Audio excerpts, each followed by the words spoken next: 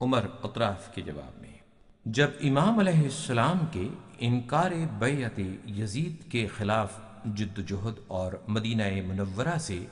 آپ علیہ السلام کے کوچ کے فیصلے کی اطلاع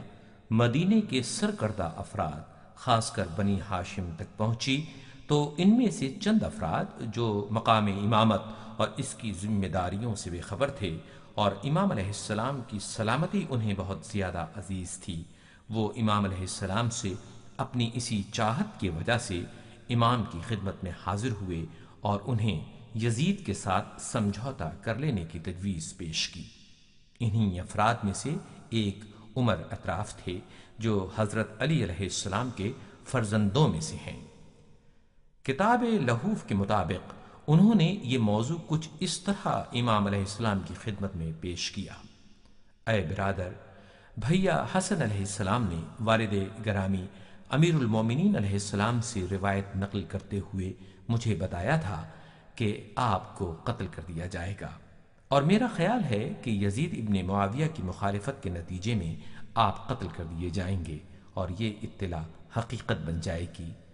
لیکن اگر آپ یزید کی بیعت کر لیں تو یہ خطرہ ٹل جائے گا اور آپ کی جان محفوظ رہے گی۔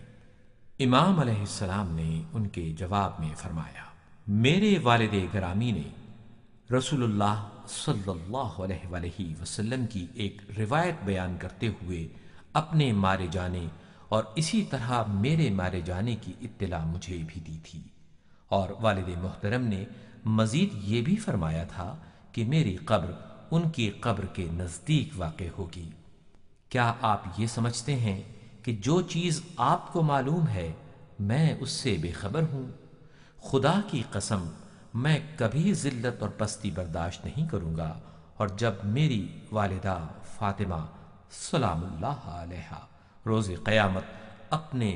والد سے ملیں گی تو ان کے حضور اس سلوک کی شکایت کریں گی جو امت رسول صلی اللہ علیہ وآلہ وسلم نے اولاد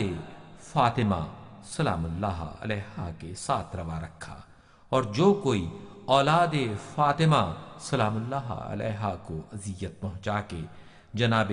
فاطمہ کو رنجیدہ کرے گا وہ ہرگز جنت میں داخل نہ ہو سکے گا۔